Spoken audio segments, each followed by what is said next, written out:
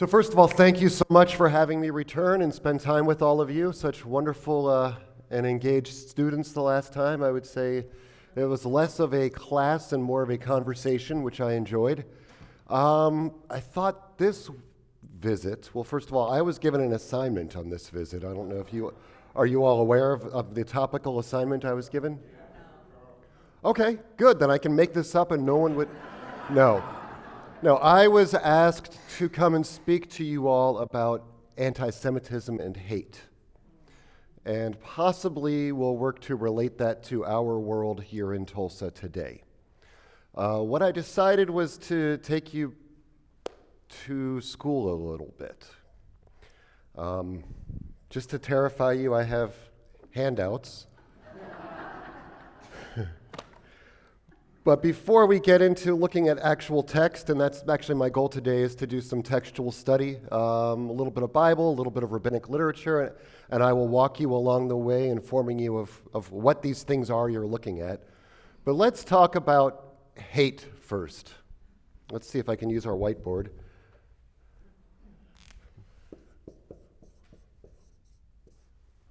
Help me. What is hate? I heard somebody over here. Bad? Bad. Prejudice, ignorance, bad. Should I write these things up here? I should.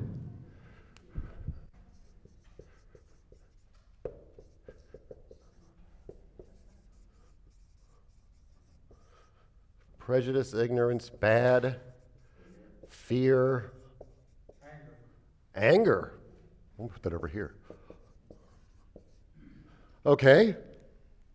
Anyone else? You're being dismissive of what you're hating or who you're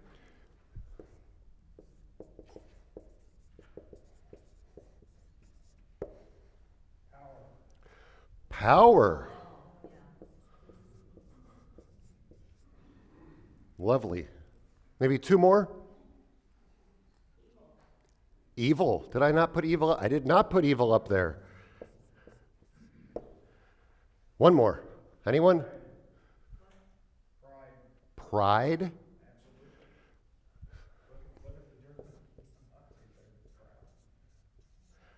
Sometimes I was going to say sometimes that gets in our way, but you know what? Sometimes all of these things get in our way.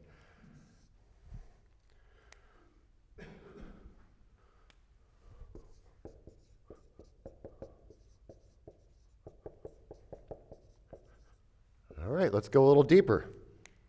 What is anti-Semitism? Ignorance.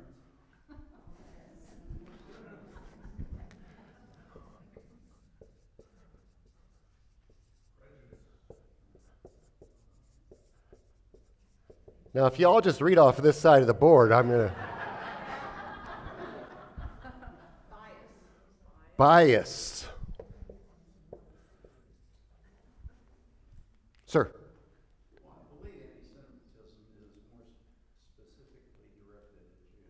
That is correct. That is correct.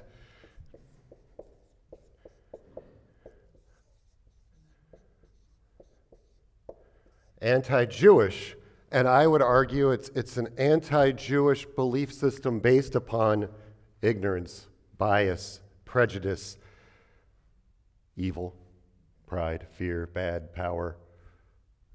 I think we're onto something here.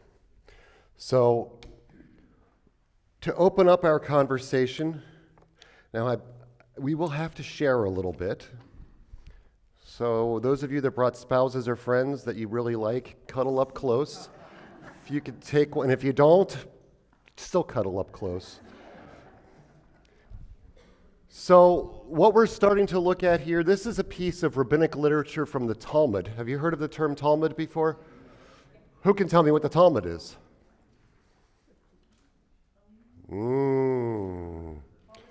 What is the Talmud?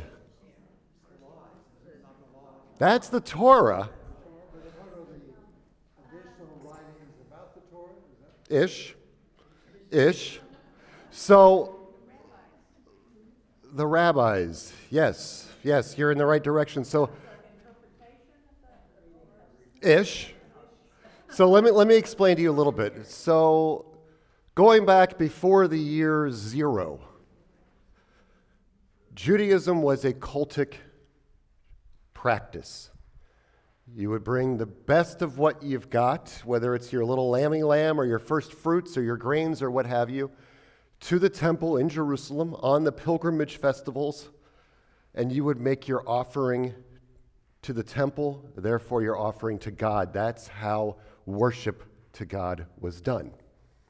In the year 70, well, wait a minute, let me back up a second. What else happened? What happened in the year 0, according to your tradition? Yeah, that was a gimme, right? Jesus was born. And somewhere around the year 36-ish, Jesus died and was risen, according to your tradition, right?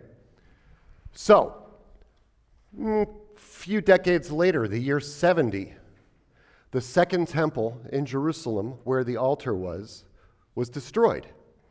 There was no longer a place to bring the lamb to the barbecue. So, remember, this was a Greco-Roman period. So the term synagogia, synagogue, was created. Not only the term, but the actual place. As the Jews became in exile, the synagogue was the place in the community to facilitate worship. But you're no longer offering animals or your stuff as sacrifice. Prayer and song and words became that offering. But then the rabbis of the first century said, well, how do we do this? How do we do all of this? We don't know how to do this. And they began writing a volume, actually it's a series of volumes, called the Mishnah. The Mishnah was written and compiled between the year 300 and 600. Between the year 100 and 300. Meanwhile, the Gospels began being written somewhere around the year 200. Correct me if I'm wrong. Ish. 100, about 100 to 300. Yeah, so obviously at this point there were two brand new religions being created at the same time in parallel context. So the Mishnah, as I said, was about 100 to 300. And if you look at it, you begin to see commentaries written where generations are discussing and arguing with one another. Well, so-and-so rabbi from 100 years ago said X, Y, Z, and I believe this. And then someone else would say, but this guy said this about this guy. It's always this guy for obvious misogynist reasons. So somewhere around the year 300 to 500, there was a response to the Mishnah known as the Gemara. And the Gemara and Mishnah together become what we call the Talmud. And that's the basis to what we're talking about here. It's rabbinic literature because in that year 71, I'll say, it was the beginning of rabbinic Judaism, where the rabbi had authority in the community. Rabbi, as you know, means teacher. The rabbi had the authority in the community to decide, to judge, to create the rituals. And they would not do it in a silo, they did it in community. So the idea of Talmud is that we are not to study, well, any text, we're not to study alone. We're supposed to study in what's called chavruta. The word chaver in Hebrew means friend. Chavruta is not friendship as much as study group. Why would we need to study in community? So you don't go off on a wild, crazy tangent. So you don't go off on a wild, crazy tangent, so you get agreement. Do you have to get agreement? Not necessarily. There's actually a practice within Talmudic study known as machlochet, which is arguments for the sake of heaven. It's okay to argue and disagree, and then you walk away in the same loving relationship in which you came to the disagreement. So that's a little bit of a background. Within Mishnah and Talmud, there are many different volumes, 26 different tractates actually, that have different categories. The categories can be, for example, Tractate Sanhedrin is about governance. Tractate Kiddushin is about marriage and the marriage relationship. Brachot is about blessings and prayer. So what I'm about to hand out to you is from Tractate Yoma. Wait, I already handed it out to you. I'm like, where'd it go? Tractate Yoma. Yom means day. Now, bear in mind, Talmud and Mishnah are in Aramaic and Hebrew. They kind of jump back and forth. So the word Yoma is an Aramaic word meaning day, and it's a tractate that discusses the holy days. Oh. So, could I be so bold as to ask a reader to read the English translation for me? Who's a good reader? Kim? Can you hold the mic? And that way everybody can hear as well. Why was the first sanctuary destroyed? Because of three evil things which prevailed there: idolatry, immorality, and bloodshed. But why was the second sanctuary destroyed? Seeing that in its time they were occupying themselves with Torah, observance of precepts, and the practice of charity. Because there prevailed hatred without cause. That teaches you that groundless hatred is considered as of even gravity with the three sins of idolatry, immorality, and bloodshed together. Therefore, the Holy One, blessed be he, brought them three evil decrees as against the three evils which were their own, as it is written, Micah 3:11. Therefore shall Zion for your sake be plowed as a field, and Jerusalem shall become heaps, and the mountain of the house as the high places of a forest. Wonderful reading. Thank you, Kim. So, first disclaimer, well, not really disclaimer, but footnote. Many, many years ago, as an undergraduate student, I was taking a class on the Dead Sea Scrolls. And the professor, and I can't even remember who the professor was, but the one nugget, the one takeaway that has always stuck with me from him is he taught the following. To translate, you are a liar. To not translate, you are a thief. So, what might that mean? To translate, you are a liar. To not translate, you are a thief.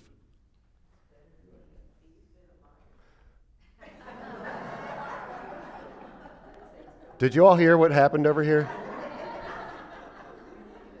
Don't go out to dinner with her.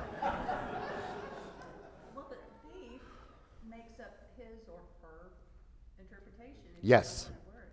The thief is one who's going to bring their own agenda, their own common modern lens to the text, and it may inaccurately reflect what the text reads. Well, actually, no, that's the liar. Excuse me. The liar is going to bring an inaccurate interpretation. The thief is going to be taking someone else's idea or interpretation. So, where's the middle ground? What do we do? Say that again? Study. That's why we have you here. Not only study, but when we study, we utilize multiple translations. And then this is Bible study as well. How many of you sit and have the NRSV, the King James, the Living Translation all out in front of you? Maybe the Greek or the Hebrew if you're that proficient or that gutsy, and then you're still scratching your head. That's where we are. So I say that because I don't love this translation, which is why I have the Hebrew on the right for myself and for those of you that can understand it. So I make no assumptions. So first glance, what did this text tell you? I'll remind you now because it's been 4 minutes. The first sanctuary, 586, right, was destroyed because of three evil things: idolatry, immorality, and bloodshed. So the argument here is that the temple was destroyed because there was infighting and inappropriate behaviors going on within their own community, making themselves vulnerable. And then they say the second temple was destroyed, but wait a minute. In its time, they, the individuals that were living and utilizing the second temple, year 70, remember, were occupying themselves with, and this is what the translation I don't like, Torah, mitzvot, ugmilut chasadim. Torah, living the values and lessons of Torah, living an ethical life. Mitzvot, I translate as obligations or good deeds. That's a Yiddish term for a mitzvah. You've heard the term do a mitzvah, right? And then gemilut chasadim are acts of loving kindness. So the people of the Second Temple period, according to this text, were living pious lives, and that was their mistake. Because there prevailed hatred without cause, so the first temple was destroyed because of the internal hatred, the internal strife. The second temple, they're saying, was destroyed because of why?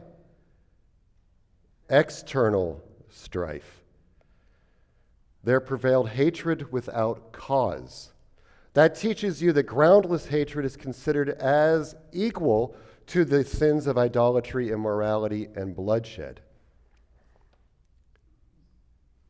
We are our own worst enemies, apparently. Therefore, God brought them 3 evil decrees as against their 3 evils, which were their own. And then they give a proof text. The rabbis of the Talmud knew their Bible, and they're always very good at utilizing a proof text. Therefore shall Zion for your sake be plowed as a field. Jerusalem shall become heaps, and the mountains of the house as the high places of a forest. So what is our takeaway as I use this to frame our conversation today?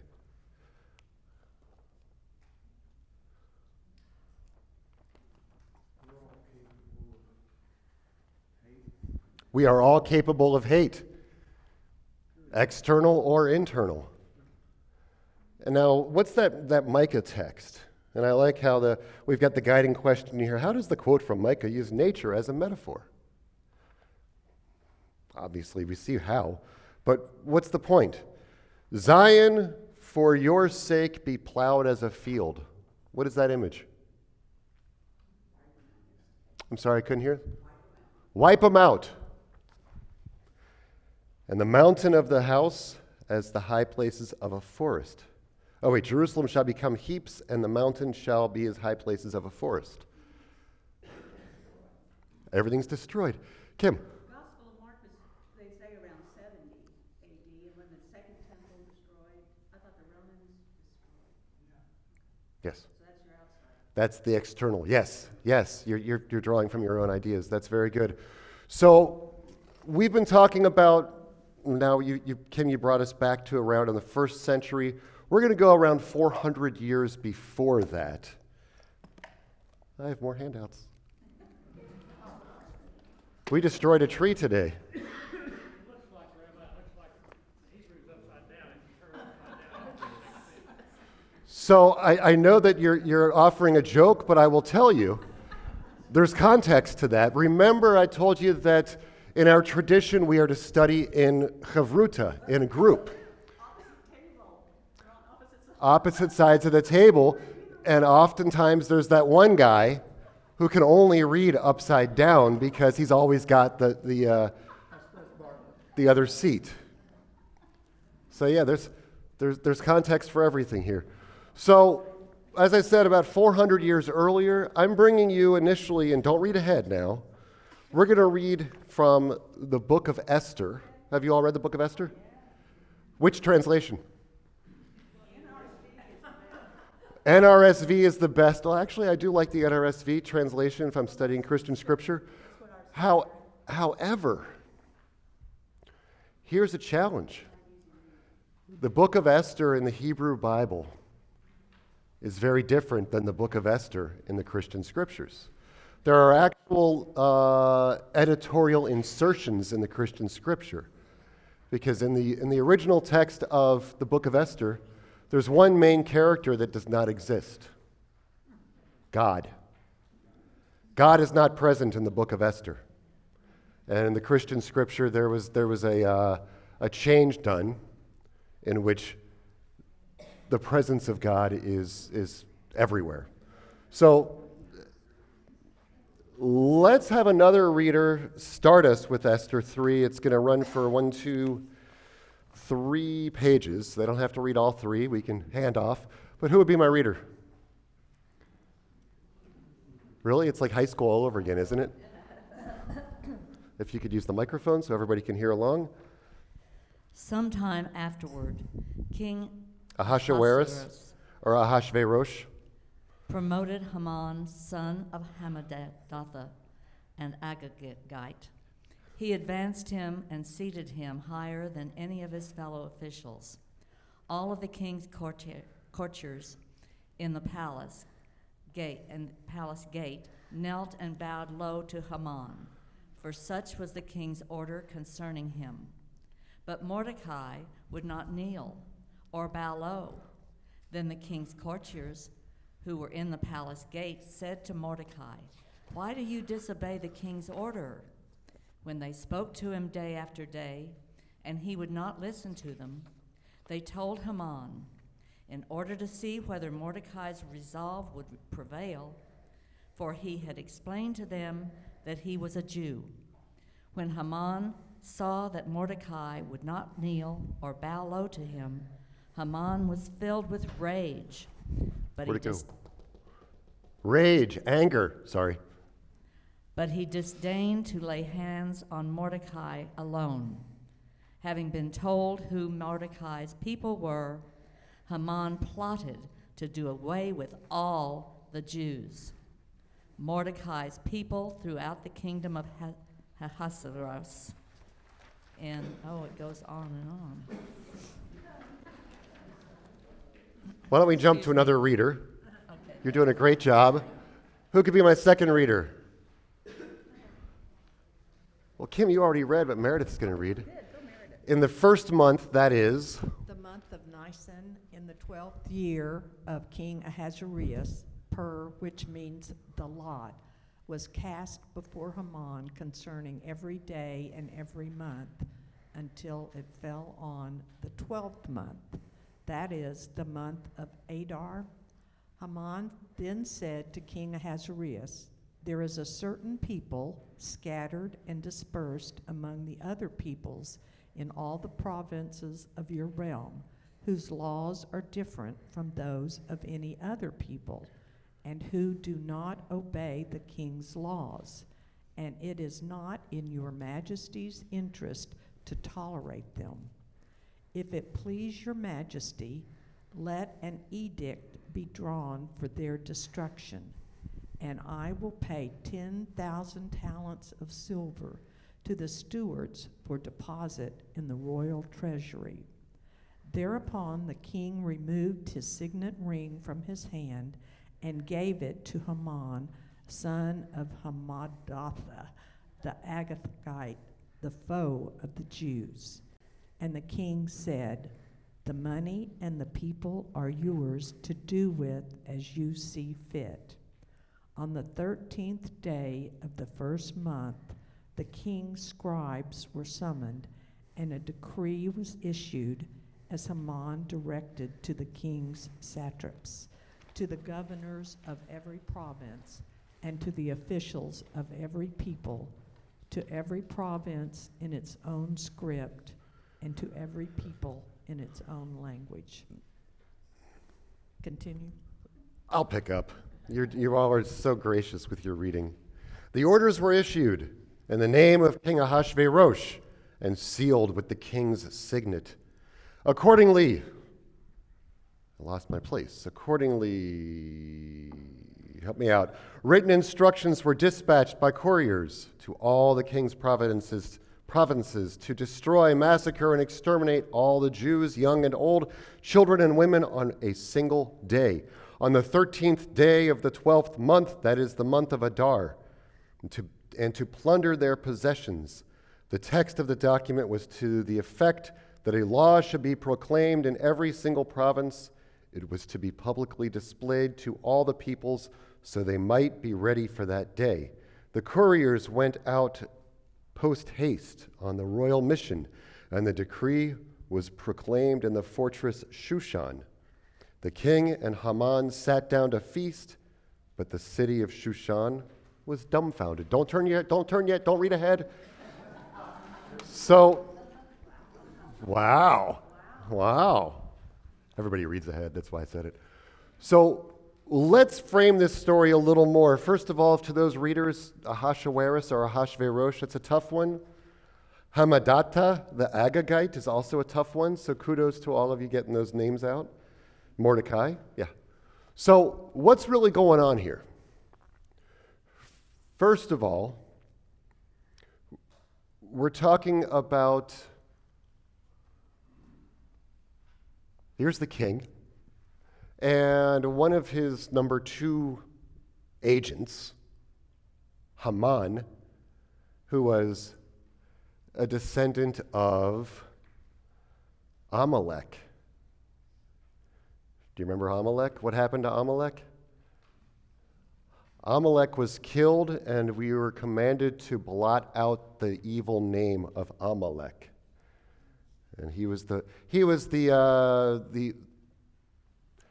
I'll say the father to the Agagites. So that's why that connection is there. There's evil. Remember that word? Evil in our midst. And ego and pride. What happened here? Haman walks out to the gate, and in these walled cities, the gate is the place of commerce. That's where the trials and the courts and everything happens. So he's out in the center of everything, and he's expecting people to bow before his feet. And here's this guy, Mordecai, who would not kneel or bow low. So really, what happened here?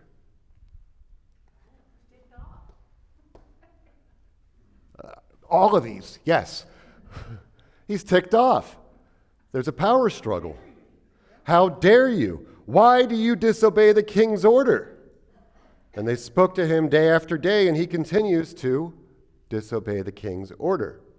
And what does Haman do? He plots. And, excuse me.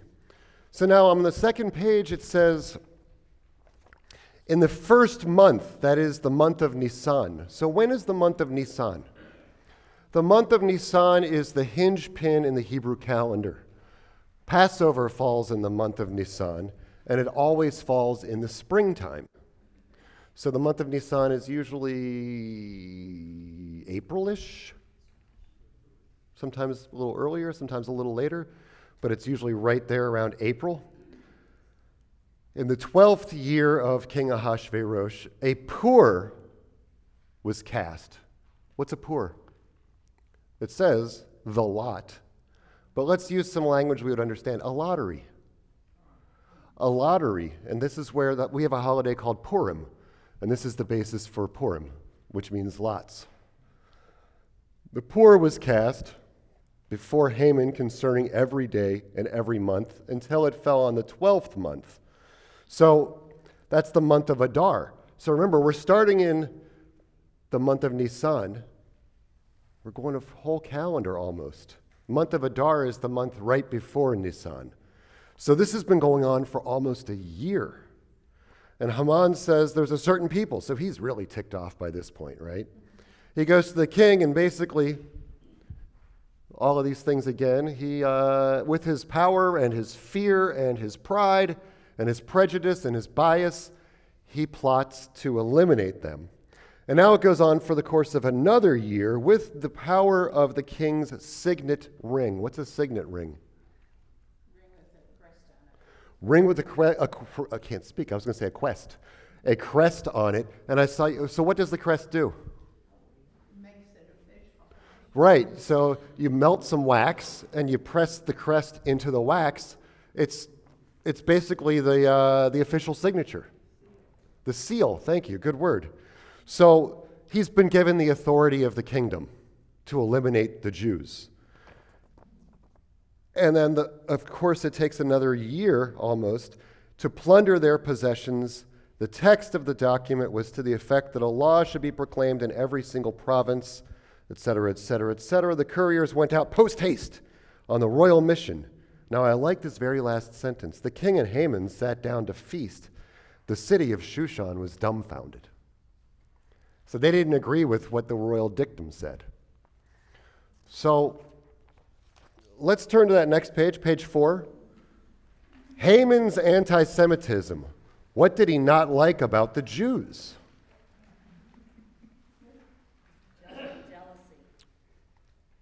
Well, let's find out. The Bible rarely depicts Gentile hatred of or animus toward Jews simply because they were Jews. Pharaoh certainly discriminated against foreigners. The Bible never attributes anti-Semitic thinking to him. In fact, it would be hard to imagine what would have constituted anti-Semitism or Israelite hatred at a time when Jewish Israelite identity hardly existed. Got a point. Similarly, the Bible never portrays Nebuchadnezzar as an anti-Semite. He is merely God's instrument. Jeremiah teaches that it was God, not Nebuchadnezzar, who destroyed the first temple and Judea. Now, this is where we get to the crux of our conversation here. And Megillat Esther, a Megillah is a scroll. In the scroll of Esther, the term Yehudi, remember translation I talked about? Yehudi reflects a religious affiliation, Jew, and not a political one, Judean. So it's about a culture, or I don't like to use the word race, but it's about a peoplehood, not a people. Mordecai, although from the tribe of Benjamin, is described as a Jew and thinks of himself as a Jew. In fact, the epithet, the Jew, ha-Yehudi, appears in the Bible only in Megillat Esther, and only in the phrase Mordecai the Jew, which is found 6 times. Similarly, so in other words, this is an adjective, right? Mordecai the Jew. Similarly, when it becomes clear that the king backs the Jews, many Persians convert out of fear to pretend to be Jews, and the word used is become Jewish, mat Yehudim, which may mean joining the religious or ethnic group. It does not mean becoming Judeans. They didn't move. As a corollary to this, Haman's plan is to destroy Jews, not the polity of Judea. This is clear from Haman's description of Jews as being spread throughout the empire, even at a time when Judea exists as the province of Yehud. Moreover, those who join with Haman to kill Jews are described not merely as Haman's followers or seekers of easy plunder, but as enemies, avevim, or even haters, shonim, of Jews. Thus, it seems clear that the Megillah is describing anti-Semitism. Nevertheless, the biblical narrator does not explain Haman's accusations against the Jews in much detail.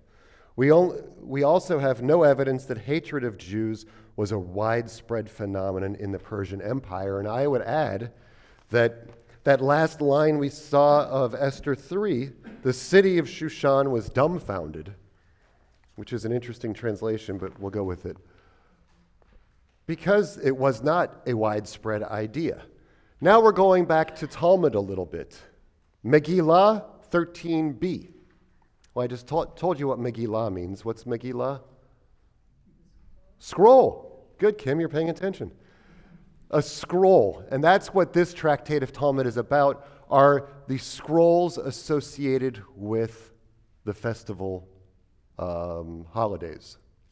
In this case, Megillat Esther is associated with Purim. Rava, so now, just to clarify, when you see this text, see how there are words bold-faced and then some that are not bold-faced? The bold-face is a direct translation from the Aramaic. The non-bold-face is the English insertion to connect the phrases and make it read in English. Again, a translation question. Rava, so Rava was a rabbi somewhere around the 4th century. Rava said, at first, he wanted to lay his hands on Mordecai alone, and in the end, on the people of Mordecai. And who were the people of Mordecai? They were the sages, Mordecai's special people. And ultimately, he sought to bring harm on all the Jews. So this is a later discussion, much like we're having now. How do we understand anti-Semitism?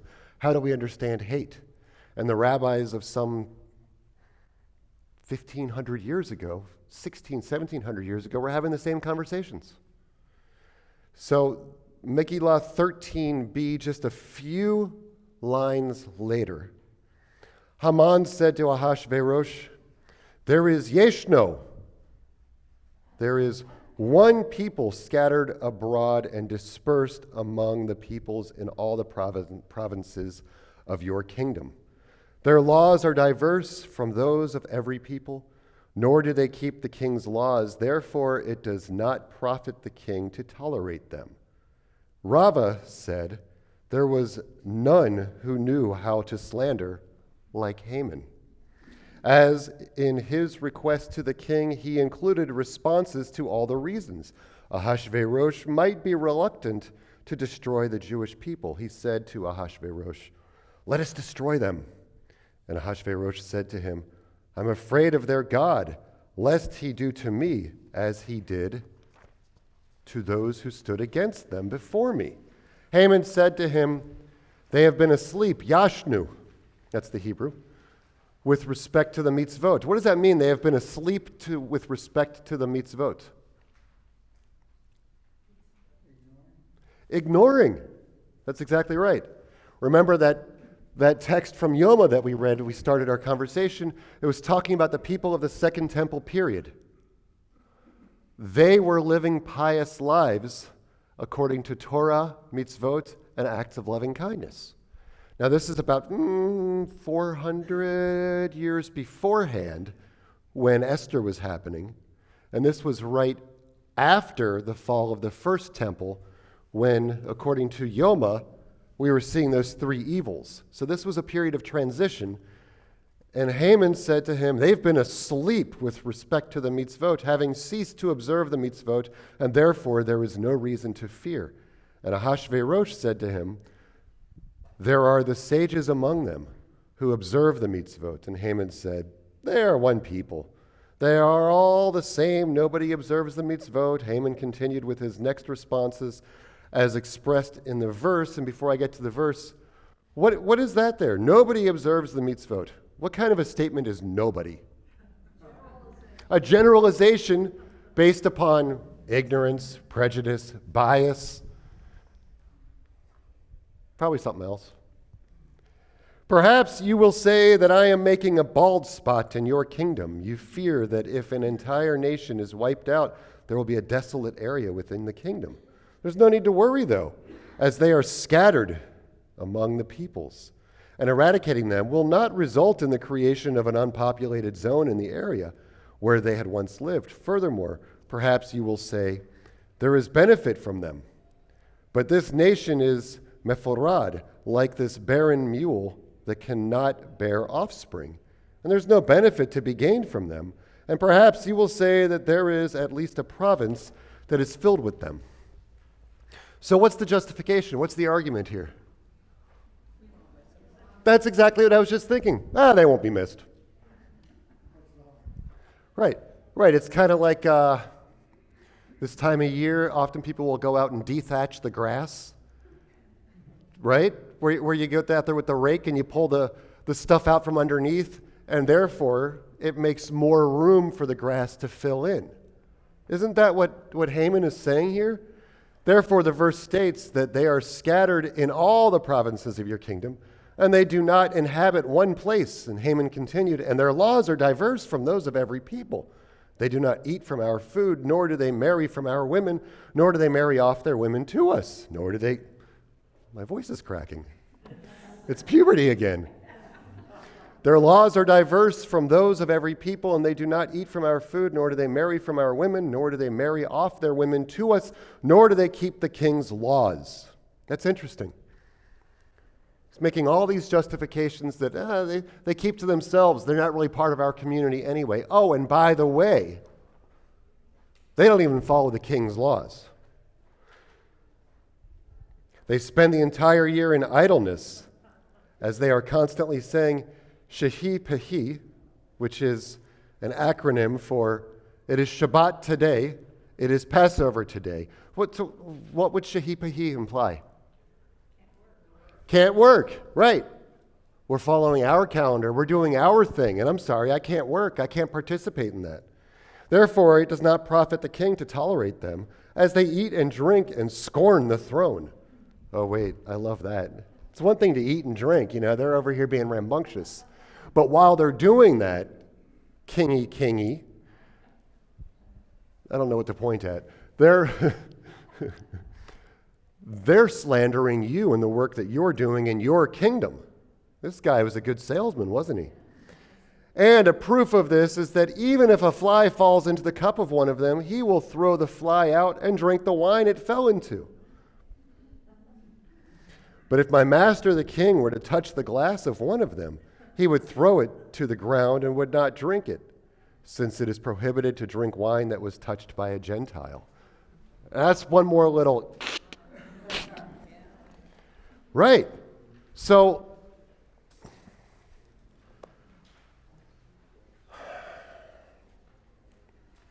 I've got about 10 minutes. Well, that clock's 5 minutes fast. Oh no, somehow it caught up. That was weird. I promise it was 4 minutes, 5 minutes fast earlier. Or slow, or something. Anyway, we've got some time. So I do have another text that I want to get to, but let's talk about what we're seeing here and connect it to these ideas of ignorance, bias, prejudice. How does this apply to our world now? You all are so gracious and you're interested in asking me to come in and speak to you and share with you some of my tradition. That is an act to alleviate ignorance and fear and a lot of these other things. I don't know if it eliminates evil, but we won't get into that. But let me ask you, why do you feel it's important?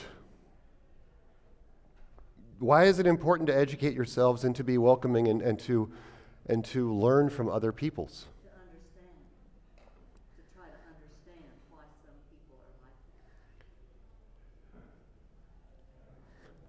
that. To try to understand why some people are like that.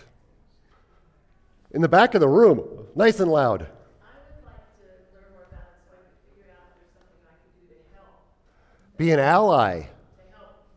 solve the hate that's there. Okay. Any other comment? The opposite of hate is love. Is it really that easy? It should be, right? It should be, right? As we say, we all put our pants on the same way. At the end of the day, we're all trying to raise our kids, put food on the table, have fruitful lives, do good works. At least we're supposed to. Yes? We're getting ready for another political campaign, and that's what we're going to hear. That's what we're going to hear? Seems like it, yeah. She said we're getting ready to step into another political campaign, and that's all we're going to hear. Is that a good thing or a bad thing to hear that? That's what we're going to hear, not all, but that's what we're going to hear. Not all that we're going to hear, but that's what we're going to hear. A word that comes to mind that could go on there is justification. We try to justify what we think. Like Haman was doing. In the Talmud piece, he was doing a good hard sell on Ahasuerus to justify his wants and needs. Whether it was accurate or whatever, justification. I do this because. Or I'm entitled. I want to come to you ladies in just 1 second. I want to respond to this.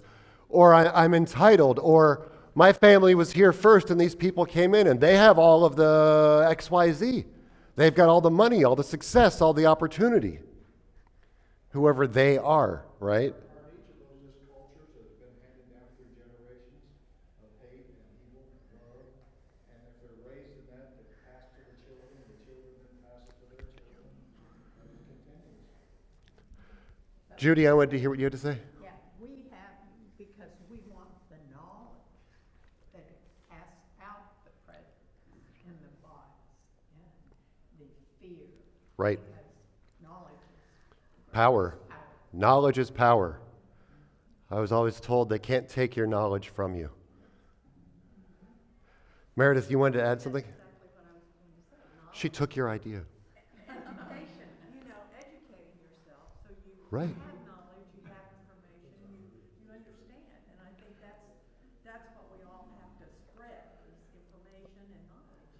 And I think a lot of hate, at least in America, going back to the late 19th, early 20th century, when all of the immigrants were making their way, was a lot of that hate was based in fear. Here are these different peoples that are coming in. They're not like us. They're taking over. I will speak from a Jewish perspective in terms of anti-Semitism. What are some of the stereotypes against Jews? Oh, wait, hang on. Suddenly you all are all talking at once. Whoa. Okay, go ahead. Bankers and people that have accumulated money through the years and have power. Jews are bankers and have money and have power. Do you know where the origin of that stereotype comes from? Well, I always thought it was because when they came to the United States, many of them knew that they had to bring something small, and diamonds were something that they could hide. Oftentimes, money and jewels and things were sewn into into clothing during that travel, but it goes back long before that. We're talking about Spain under Moorish rule, some 500, 600, 700 years ago. It was under Muslim rule. Jews were not allowed to own property. They were assigned the role and job of money lending because they could own money and jewels and stones and metals, but they couldn't own property. So there is some value and truth to it, which unfortunately got turned upside down. What are some of the other stereotypes? Raise a hand because you all were yelling before. There's been among a certain portion of Christianity, viewing the Jews as God killers. God killers. God killers. Yes. So what we're talking about is the blood curse. The blood is on the hands of the Jews. Is that true? Well, it says so in the scriptures. Does it? Let their blood be on us at the Pilate. Don't they say that at that time? Well, which gospel are you reading? I think it's Matt. Here's the thing, and I'm going to say this with a little bit of tongue-in-cheek, and I do not mean any insult. That time period, crucifixion was a Roman punishment and a Roman practice of execution. And it was meant to be humiliating, horrifying, and long and painful. The idea was that an individual who was tried and convicted would be crucified along the roadside at about eye level so that every traveler could go by and see. Here's the thing. Punishment under Jewish rule at that time would have been stoning. So technically, if it were on the Jews, you wouldn't be wearing a cross, you'd have a little rock around your neck. Sorry. So forgive me historically speaking. So what are some other stereotypes that we know about? Well, I think it's just that they're different, they have these weird customs. They're different with these weird customs, they being those Jews? Yeah. Were you going to say something similar? Separate, yes. Weird with the strange customs, yes. Dietary practice, again, separate, weird, yes. So, I like that, weird. So, a lot of these things that you're talking about are a result of the other and an immigrant culture.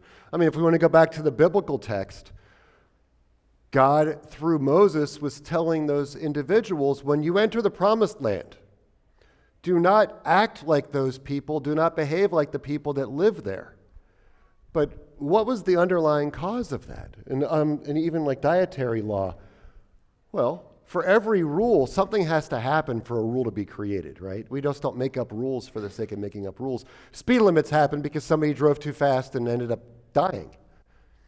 So I believe part of the law, I'll use kosher as an example, is to maintain an identity, but it's also they were finding that in that travels and in those new lands, people were getting sick eating pork and eating the bottom feeders. And so, if you're going to get sick and die, don't eat those things.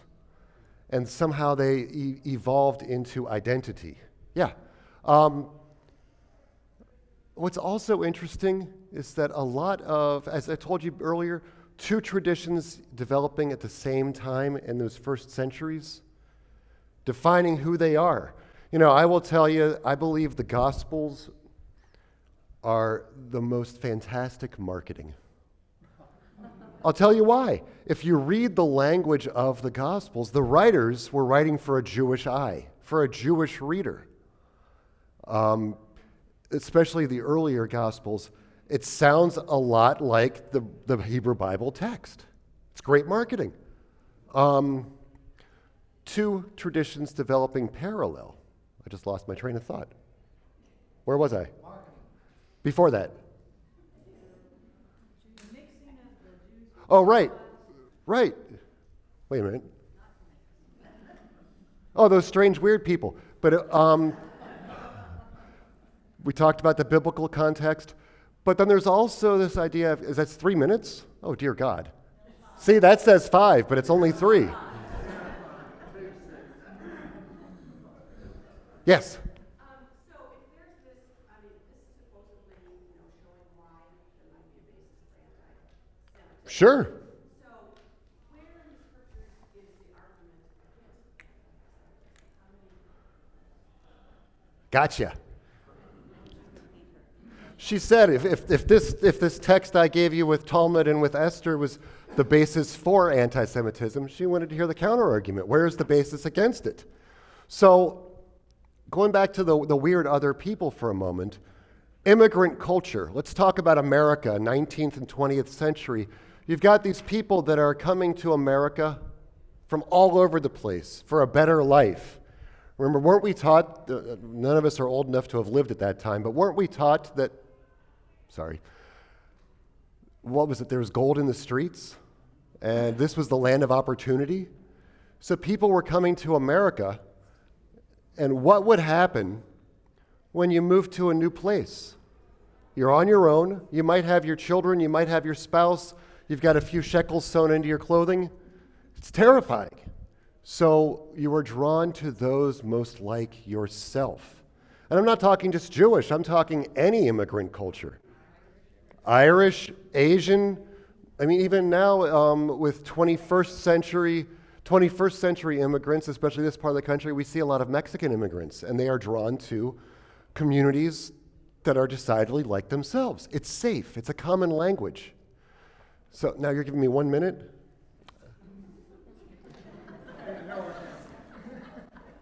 I've got one more brief text to share with you. But that's also a reason why it's the others. But let's talk about the other for a moment. In the Jewish tradition, we are commanded to advocate for the widow, the stranger, and the orphan. You've read that before, I'm certain. Widow, stranger, and orphan. What are those? The other. They're the people that are not like yourself in the community. So if we take a more sweeping understanding of the other in a modern context, what are we obligated to do? Well, let me have one more quick reader. This is a short read, all in English, not a lot of big words. Who would like to be my reader? I'll say, I don't need this microphone, I have one. At the heart of Judaism is the belief in the reality of otherness. God is not humankind. Humankind is not God. God creates otherness in love, as we, when we become parents, create otherness in love. Hate is the inability to accept the other. A lot of this stuff. Cain could not live with the otherness of Abel, and he killed him. The builders of Babel could not live with the politics of otherness. They insisted on one language and one common speech. Why can't you all be like us, right? Rejecting the dignity of dissent. The whole of Judaism is about making space for the other, about God making space for us making space for God, and about human beings making space for each other. That is the Lord Rabbi Jonathan Sacks. The Lord. Are you cutting me off? No. We've got another 30 seconds. Another 30 seconds. So, what is this thing about the otherness? In your opening prayer, and the opening prayer that was offered, Mike, you did a beautiful job. You spoke about the idea that we are created, I'll use the Hebrew, B'Tselem Elohim, in God's image, in the image of God. And if we are truly to live a righteous life in the image of God, God wouldn't buy into this. This is not God's way. Whether we are Jewish, Christian, Muslim, nothing, everything, whether we are black, white, brown, yellow, whether we are... I'm going to talk to the left side of the room. Right. Whether we are, and actually it's your left because my left is over here. But yeah, that's really our takeaway here. So let me ask you all real quick, and then I'm going to cut it off because I'm like at -2 now. What are we seeing in terms of hate in our Tulsa community? And I say our, when in fact each of us has our own Tulsa community. There's the neighborhood and the friends that I have in the community that I exist in. There's my work community. There's my synagogue community. Each of us have our own experience here in Tulsa. So where are you all in terms of seeing and experiencing hate? Well, I think the trans community is experiencing hate. Yes, that's true. That's true. LGBT community is very much experiencing it. And that's coming from the local government. What other areas of hate are we seeing? And I will tell you, I am so super thankful as a rabbi, as a Jew living in Tulsa. Tulsa, I shouldn't say this. I don't experience hate. I experience ignorance. Where'd it go? Ignorance. More so when I get outside of the city. But it's not necessarily hate. It's just, it's ignorance and naivete, and I have to kind of swallow it a little bit. And there are times when I do not share that I'm a rabbi, nor do I share that I'm Jewish, because I don't want the conversation, I don't want the eyes. But that's, again, the ignorance. But I'm thankful in our Tulsa community, thankful to my predecessors, the rabbis that have been here for 30 years, Rabbi Sherman, Rabbi Fitzerman. They've worked really hard in the interfaith community, and it has made it a dream and a blessing for me to come in and be a part of this community in that way. But I will share with you the one final thing, and that's that a lot of Christians don't understand what it means to live with that little bit of fear in the back of their mind every day, all day long. I noticed, and I could be wrong, I noticed pulling up that there is no presence of security or of police. There had been. And that's not a judgment at all. But any time that we have a gathering of more than 30 people, we have Tulsa Police Department presence at our front door.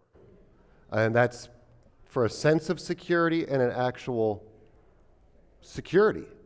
And my non-Jewish colleagues, who I know here in town and elsewhere, don't even have that concern. We have conversations around active shooter response in our synagogue. What do we do if an active shooter walks into the temple and during worship? Actually, a colleague of mine, Rabbi Charlie Citron Walker, was the rabbi in, Colleyville? About a year or so ago, where he was taken hostage for a day and had to figure out how to be a voice and protect his congregants on a Saturday morning. That's terrifying. That's absolutely terrifying. Anyway, I'm not here to make you all feel guilty or bad. I'm here because I'm honored to speak with you and teach with you and learn with you. Thank you so much. I've run over. Thank you.